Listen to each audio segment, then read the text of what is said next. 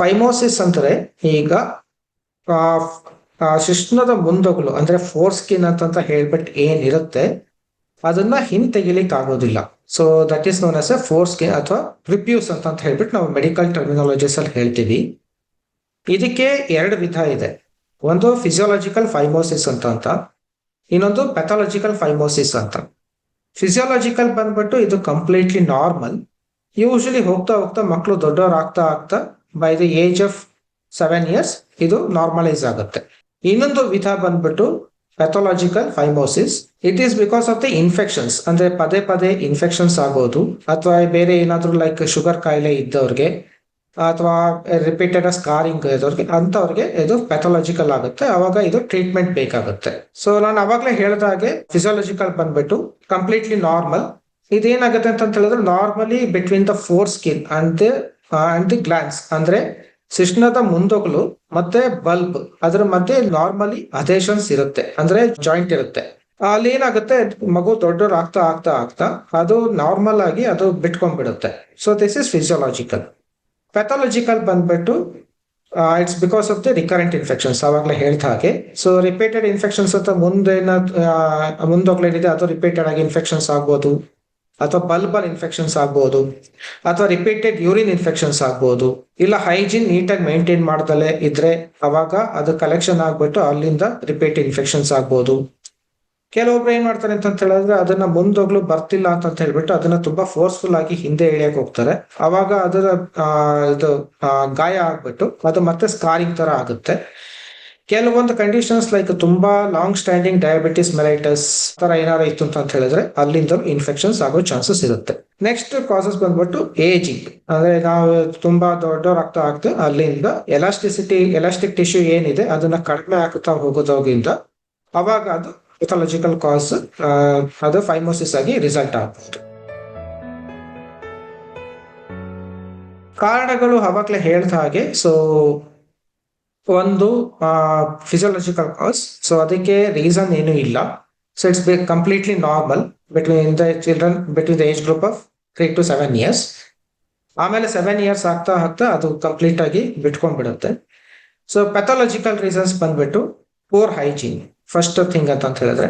So poor hygiene ಬಂದ್ಬಿಟ್ಟು complete ಆಗಿ perennial hygiene maintain ಮಾಡ್ದಲೇ ಇರೋದು, ನೀಟಾಗಿ ವಾಶ್ ಮಾಡ್ಕೊಂಡಲೇ ಇರೋದು. ಮತ್ತೆ ಕೆಲವೊಂದು ಮಕ್ಕಳಲ್ಲಿ ಅದು ಸ್ಮೆಗ್ಮಾ ಕಲೆಕ್ಷನ್ ಅಂತ ಹೇಳ್ಬಿಟ್ಟು ಆಗುತ್ತೆ. ಅದು ನಾರ್ಮಲಿ ಫ್ಲೂಯಿಡ್ ಕಲೆಕ್ಷನ್ ಆಗುತ್ತೆ. ಅದು ಹೋಗಿ ಏನಾಗುತ್ತೆ ಅಂದ್ರೆ ಅಲ್ಲಿ ಶಿಶ್ನದ ಮುಂದೊಗ್ಲು ಏನಿರುತ್ತೆ ಅದ್ರ ಕೆಳಗಡೆ ಹೋಗಿ ಸೇರ್ಕೊಂಡ್ಬಿಡುತ್ತೆ. ಆವಾಗ ಅದು ರಿಪೀಟೆಡ್ ಆಗಿ ಇನ್ಫೆಕ್ಷನ್ಸ್ ಆಗುತ್ತೆ. ಸೊ ಇನ್ನೊಂದು ರೀಸನ್ ಬಂದ್ಬಿಟ್ಟು ಮತ್ತೆ ಅದು ಮುಂದೊಗ್ಲನ್ನ ತುಂಬಾ ಕೆಲವು ಪೇರೆಂಟ್ಸ್ ಏನ್ ಮಾಡ್ತಾರೆ ಅಂತ ಹೇಳಿದ್ರೆ ಅದನ್ನ ಹಿಂದೆ ಹೇಳಿದಕ್ಕೆ ಟ್ರೈ ಮಾಡ್ತಾರೆ. ಅವಾಗ ಅದು ರಿಪೀಟೆಡ್ ಆಗಿ ಇನ್ಫೆಕ್ಷನ್ಸ್ ಆಗ್ಬೋದು. ಇಲ್ಲ ಶುಗರ್ ಕಾಯಿಲೆ ಇದ್ದವ್ರಿಗೆ ಈ ರೀತಿ ಆಗುತ್ತೆ, ಇಲ್ಲ ಏಜಿಂಗ್ ಪ್ರೊಸೆಸ್ ಅಲ್ಲಿ ಈ ರೀತಿ ಆಗುತ್ತೆ. ಲಕ್ಷಣಗಳು ಏನಪ್ಪಾ ಅಂತಂದ್ರೆ ಫಸ್ಟ್ ಥಿಂಗ್ ಅಂತ ಹೇಳಿದ್ರೆ ಅದನ್ನ ಮುಂದೊಗ್ಲು ಅಥವಾ ಫೋರ್ ಸ್ಕಿನ್ ಅಥವಾ ಪ್ರಿಪ್ಯೂಸ್ ಅಂತ ಹೇಳ್ಬಿಟ್ಟು ಏನ್ ಕರಿತೀವಿ ಅದನ್ನ ಹಿಂಭಾಗಲಿಕ್ಕೆ ತರ್ಲಿಕ್ಕೆ ಆಗೋದಿಲ್ಲ. ಅದ್ರ ಸುತ್ತಲೂ ಬಲ್ಬ್ ಅಂತ ಹೇಳ್ಬಿಟ್ಟು ಏನ್ ಹೇಳ್ತೀವಿ ಅಲ್ಲಿ ಹೋಗಿ ಅಲ್ಲಿಂದ ಹಿಂದಕ್ಕೆ ಬರ್ಬೇಕದು. ಸೊ ಅಲ್ಲಿಂದ ಹಿಂದಕ್ಕೆ ತರ್ಲಿಕ್ಕೆ ಆಗೋದಿಲ್ಲ. ಇದು ಮೇನ್ ಸಿಂಪ್ಟಮ್. ನೆಕ್ಸ್ಟ್ ಸಿಂಪ್ಟಮ್ ಏನಪ್ಪಾ ಅಂತ ಹೇಳಿದ್ರೆ ಲಕ್ಷಣಗಳು ಏನಪ್ಪಾ ಅಂದ್ರೆ ಅದು ಮಗು ಯೂರಿನ್ ಮಾಡ್ಬೇಕಾದ್ರೆ ಅಲ್ಲಿ ಮುಂದೊಗ್ಲು ಏನಿದೆ ಅದು ಬಲೂನ್ ತರ ಊದ್ಕೊಳ್ಳುತ್ತೆ. ಇದು ನೆಕ್ಸ್ಟ್ ಸಿಂಪ್ಟಮ್. ಯೂರಿನ್ ಮಾಡ್ಬೇಕಾದ್ರೆ ಮತ್ತೆ ಸೆಕ್ಷುವಲ್ ಆಕ್ಟಿವಿಟಿ ಮಾಡ್ಬೇಕಾದ್ರೆ ಮಗುಗೆ ಪೇನ್ ಆಗ್ಬೋದು, ಅಂದ್ರೆ ದೊಡ್ಡ ಮಕ್ಕಳಿಗೆ ದೊಡ್ಡವ್ರಿಗೆ. ಆಮೇಲೆ ಅಲ್ಲಿ ರೆಡ್ನೆಸ್ ಅಂದ್ರೆ ಕೆಂಪಾಗೋದು ಅಥವಾ ಸ್ವೆಲ್ಲಿಂಗ್ ಊತ ಬರೋದು ಅಥವಾ ಡಿಸ್ಚಾರ್ಜ್ ಅಲ್ಲಿ ಏನಾದ್ರೂ ನೀರಾಡೋದು, ಇವೆಲ್ಲ ಇನ್ಫೆಕ್ಷನ್ ಇತ್ತು ಅಂತ ಹೇಳಿದ್ರೆ ಇವೆಲ್ಲ ಲಕ್ಷಣಗಳಾಗುತ್ತೆ. ಅವಾಗ್ಲೇ ಹೇಳಿದಾಗೆ ಮತ್ತೆ ಯೂರಿನ್ ಮಾಡ್ಲಿಕ್ಕೆ ತುಂಬಾ ಕಷ್ಟ ಆಗುತ್ತೆ. ಗುರುತಿಸೋದು ಹೇಗೆ ಬೈ ದ ಕಾಯಿಲೆ ಲಕ್ಷಣಗಳು ಏನಿದೆ. ಕಾಯಿಲೆ ಲಕ್ಷಣಗಳು ಅಂತ ಹೇಳಿದ್ರೆ ಒಂದು ಚರ್ಮನ ಹಿಂದೆ ತೆಗಿಲಿಕ್ಕೆ ಆಗ್ದಲೇ ಇರೋದು, ರಿಪೀಟೆಡ್ ಆಗಿ ಇನ್ಫೆಕ್ಷನ್ಸ್ ಆಗೋದು, ಉರಿ ಬರೋದು, ಮೂತ್ರ ಮಾಡ್ಲಿಕ್ಕೆ ಕಷ್ಟ ಆಗೋದು, ಇವೆಲ್ಲ ಕಾಯಿಲೆ ಲಕ್ಷಣಗಳು ಅಂದ್ರೆ ಸಿಂಪ್ಟಮ್ಸ್ ಅಂತ. ನೆಕ್ಸ್ಟ್ ಬಂದ್ಬಿಟ್ಟು ಬೈ ಕ್ಲಿನಿಕಲ್ ಎಕ್ಸಾಮಿನೇಷನ್, ಅಂದ್ರೆ ಬೈ ಎಕ್ಸಾಮಿನೇಷನ್ ಮಾಡೋದ್ರಿಂದ. ಸೊ ಎಕ್ಸಾಮಿನೇಷನ್ ಮಾಡೋದ್ರಿಂದ ನಮಗೆ ಏನ್ ಗೊತ್ತಾಗುತ್ತೆ ಅಂತ ಹೇಳಿದ್ರೆ ಮುಂದೊಗ್ಲು ಅದನ್ನ ಪ್ರಿಪ್ಯೂಸ್ ನ ಹಿಂದೆ ತೆಗಿಲಿಕ್ಕೆ ಆಗೋದಿಲ್ಲ. ಸೊ ಅದನ್ನ ನಾವು ನೋಡ್ಕೋಬಹುದು. ಅಲ್ಲಿ ರಿಪೀಟೆಡ್ ಇನ್ಫೆಕ್ಷನ್ಸ್ ಆಗಿರುತ್ತೆ. ಸೊ ರಿಪೀಟೆಡ್ ಇನ್ಫೆಕ್ಷನ್ ಅಂದ್ರೆ ಅಲ್ಲಿ ಕೆಂಪಾಗೋದು ಅಥವಾ ನೀರಾಡೋದು ಅಥವಾ ಊತ ಬರೋದು, ಇವೆಲ್ಲ ಕಾಯಿಲೆ ಲಕ್ಷಣಗಳು. ಕೆಲವೊಂದ್ಸಲ ಅಲ್ಲಿ ವೈಟಿಶ್ ರಿಂಗ್ ಆಗಿರುತ್ತೆ, ಬಿಕಾಸ್ ರಿಪೀಟೆಡ್ ಇನ್ಫೆಕ್ಷನ್ಸ್ ಆಗಿ ಅಲ್ಲಿ ರಿಂಗ್ ತರ ಫಾರ್ಮೇಶನ್ ಆಗಿರುತ್ತೆ. ಇಲ್ಲ ಅಂತ ಹೇಳಿದ್ರೆ ಅಲ್ಲಿ ಸ್ಕಾರಿಂಗ್ ಆಗಿರುತ್ತೆ. ಇಲ್ಲಿಂದ ಅಲ್ಲಿ ಕಂಡುಹಿಡಿಬಹುದು. ಇದೆಲ್ಲ ಕ್ಲಿನಿಕಲ್ ಡಯಾಗ್ನೋಸಿಸ್, ಇದಕ್ಕೆ ಯಾವುದೇ ತರ ಟೆಸ್ಟ್ ಬೇಕಾಗಿಲ್ಲ. ಸೊ ಅಕಸ್ಮಾತ್ ಏನಾದ್ರೂ ಹಾಗೆ ರಿಪೀಟೆಡ್ ಯೂರಿನ್ ಇನ್ಫೆಕ್ಷನ್ಸ್ ಇಂದ ಇದು ಒಂದು ಕಾರಣ ಆಗಿರೋದ್ರಿಂದ ಸೊ ಯೂರಿನ್ ಟೆಸ್ಟ್ ಬೇಕಾಗಬಹುದು. ಇಫ್ ಅಟ್ ಆಲ್ ನಾವು ಯೂರಿನ್ ಇನ್ಫೆಕ್ಷನ್ ಇಂದ ಈ ರೀತಿ ಸಸ್ಪೆಕ್ಟ್ ಮಾಡ್ತಾ ಇದೀವಿ, ಇದೇ ಕಾರಣ ಅಂತ ಹೇಳ್ಬಿಟ್ಟು ಅಂದ್ಕೊಂಡ್ರೆ ಸೊ ಅಲ್ಲಿ ಯೂರಿನ್ ಟೆಸ್ಟ್ ಬೇಕಾಗಬಹುದು. ಕೆಲವೊಂದು ಕಂಡೀಷನ್ಸ್ ಅಲ್ಲಿ ಅಂದ್ರೆ ಇದು ಶುಗರ್ ಕಾಯಿಲೆ ಇದ್ದವ್ರಿಗೆ ಇದು ರಿಪೀಟೆಡ್ ಆಗಿ ಕಾಣಿಸ್ಕೊಳ್ಳುತ್ತೆ. ಸೊ ಅಂತ ಟೈಮ್ ಅಲ್ಲಿ ಬ್ಲಡ್ ಶುಗರ್ ಟೆಸ್ಟ್ ಎಲ್ಲ ಬೇಕಾಗಬಹುದು. ನ್ಯಾಚುರಲಿ ದ ಫಿಸಿಯೋಲಾಜಿಕಲ್ ಕಾಸ್ ಏನಿದೆ ಸೊ ಅದು ಅಪ್ರಾಕ್ಸಿಮೇಟ್ಲಿ ಅರೌಂಡ್ 7 years ವರ್ಷೊತ್ತಿಗೆ ಗುಣ ಆಗುತ್ತೆ. 80% by 3 years, maximum by 7 years. So by 10 years ಗುಣಮುಖ ಆಗ್ಲಿಲ್ಲ ಅಂತ ಹೇಳಿದ್ರೆ ಇದಕ್ಕೆ ಸರ್ಕಮ್ಸಿಷನ್ ಟ್ರೀಟ್ಮೆಂಟ್ ಮಾಡ್ಬೇಕಾಗುತ್ತೆ. ಇದಕ್ಕೆ ಚಿಕಿತ್ಸೆ ಏನು ಫಸ್ಟ್ ಅಂತ ಹೇಳಿದ್ರೆ ಸೊ ಫಿಸಿಯೋಲಾಜಿಕಲ್ ಅಂದ್ರೆ ಚಿಕ್ಕ ಮಕ್ಕಳಿಗೆ ಅಂದ್ರೆ ಲೆಸ್ ದೆನ್ 3 years ಇದು ಕಂಪ್ಲೀಟ್ಲಿ ನಾರ್ಮಲ್. ಇದಕ್ಕೆ ಯಾವುದೇ ತರ ಚಿಕಿತ್ಸೆ ಬೇಕಾಗಿಲ್ಲ.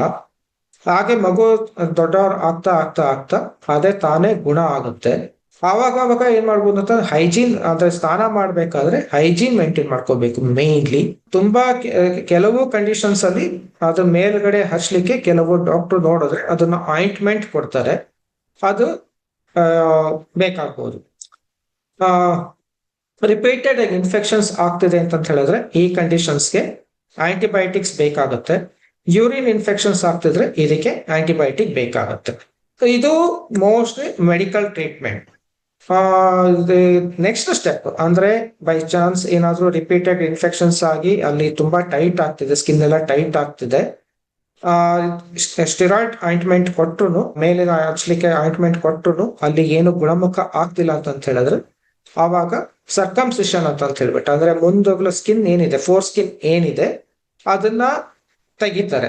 ಸೊ ಇದಕ್ಕೆ ಡೆಫಿನೆಟ್ ಇಂಡಿಕೇಶನ್ ಏನು ಅಂತ ಹೇಳಿದ್ರೆ ಮಗು 10 ವರ್ಷ ಆದ್ಮೇಲೂ ಹಾಗಾಗಿನು ಮಗು ಅದು ಚರ್ಮ ಏನು ಊದ್ಕೊಳ್ತಾ ಇದೆ during the process of urination, ಆವಾಗ ಡೆಫಿನೆಟ್ಲಿ ಈ ಸರ್ಕಮ್ಸಿಷನ್ ಬೇಕಾಗತ್ತೆ. ಇದು ಮೆಡಿಕಲ್ ಇಂಡಿಕೇಶನ್. ಸೊ ಬೇರೆ ಇಂಡಿಕೇಶನ್ಸ್ ಇದೆ ಅಂದ್ರೆ ನಮಗೆ ಇದು ರಿಲಿಜಿಯಸ್ ಕೆಲವು ಇದರಲ್ಲಿ ಅವರು ಮುಂಚೆನೆ ಮಾಡಿಸ್ಕೊಂಡ್ಬಿಡ್ತಾರೆ, ದಟ್ ಈಸ್ ಕಂಪ್ಲೀಟ್ಲಿ ಫೈನ್, ಅದನ್ನ ಅಕ್ಸೆಪ್ಟ್ ಮಾಡ್ಕೋಬಹುದು. ಇಲ್ಲ ಅಂತ ಹೇಳಿದ್ರೆ ಡೆಫಿನೆಟ್ಲಿ ಆಫ್ಟರ್ 10 years ಇದು ವಾಸಿ ಆಗ್ತಿಲ್ಲ ಅಂತ ಹೇಳಿದ್ರೆ ಅವಾಗ ಬೇಕಾಗುತ್ತೆ. ಇನ್ನ ಬೇರೆ ಸರ್ಜಿಕಲ್ ಆಪ್ಷನ್ಸ್ ಇದೆ, ಸೊ ಅದು ಡಾಕ್ಟರ್ಸ್ ಎಕ್ಸ್ಪ್ಲೇನ್ ಮಾಡ್ತಾರೆ. ಕೆಲವು ಕಂಡೀಷನ್ಸ್ ಇದೆ ಅಂದ್ರೆ ಕೆಲವು ಕಾಂಪ್ಲಿಕೇಶನ್ಸ್ ಇದೆ ಚಿಕಿತ್ಸೆ ಕೊಡ್ಲಿಲ್ಲ ಅಂತ ಹೇಳಿದ್ರೆ. ಒಂದು ಅಲ್ಲಿಂದಲೇ ಈಗ ಈ ರಿಪೀಟೆಡ್ ಇನ್ಫೆಕ್ಷನ್ಸ್ ಆಗ್ತಿರೋದ್ರಿಂದ ಅದಕ್ಕೆ ಫೈಮೋಸಿಸ್ ಆಗ್ಬಹುದು. ಇಲ್ಲ ಅಂತ ಹೇಳಿದ್ರೆ ಫೈಮೋಸಿಸ್ ಇಂದಲೇ ರಿಪೀಟೆಡ್ ಇನ್ಫೆಕ್ಷನ್ಸ್ ಆಗ್ಬೋದು. ಸೊ ಒಂದು ಸೈಕಲ್ ತರ ಅದು. ಇಲ್ಲ ನೆಕ್ಸ್ಟ್ ಮಗು ಬೆಳೀತಾ ಹೋದಾಗೆ ಮದ್ವೆ ಆದಾಗ ಅವಾಗ ಡಿಫಿಕಲ್ಟಿ ಇನ್ ಸೆಕ್ಷುವಲ್ ಆಕ್ಟಿವಿಟಿ ಏನಂತ ಹೇಳ್ತೀವಿ, ಅದನ್ನ ಸೆಕ್ಷುವಲ್ ಆಕ್ಟಿವಿಟಿ ಪರ್ಫಾರ್ಮ್ ಮಾಡ್ಲಿಕ್ಕೆ ಕಷ್ಟ ಆಗುತ್ತೆ. ನೆಕ್ಸ್ಟ್ ಬಂದ್ಬಿಟ್ಟು ಮೋಸ್ಟ್ ಇಂಪಾರ್ಟೆಂಟ್ ಕಾಂಪ್ಲಿಕೇಶನ್ಸ್ ಅಂದ್ರೆ ಪ್ಯಾರಾಫೈಮೋಸಿಸ್ ಅಂತ. ಈ ಪ್ಯಾರಾಫೈಮೋಸಿಸ್ ಏನಾಗುತ್ತೆ ಅಂದ್ರೆ ಕೆಲವು ಪೇರೆಂಟ್ಸ್ ಅದನ್ನ ನಾರ್ಮಲ್ ಅದು ಅಬ್ನಾರ್ಮಲ್ ಅಂತ ಅಂದ್ಕೊಂಡು ಸ್ಕಿನ್ ಏನಿದೆ, ಫೋರ್ ಸ್ಕಿನ್ ಏನಿದೆ ಅದನ್ನ ಹಿಂದೆ ಎಳಿಲಿಕ್ಕೆ ನೋಡ್ತಾರೆ. ಆದ್ರೆ ಹಿಂದೆ ಎಳೆದಾಗ ಏನಾಗುತ್ತೆ ಅಂದ್ರೆ ಅದು ಅಲ್ಲೇ ಸ್ಟ್ರಕ್ ಆಗ್ಬಿಡುತ್ತೆ, ಸ್ಕಿನ್ ಹಿಂದ್ಗಡೆ ಹೋಗಿ ಬಲ್ಬ್ ಹಿಂದ್ಗಡೆ ಹೋಗಿ ಸ್ಟ್ರಕ್ ಆಗ್ಬಿಡುತ್ತೆ.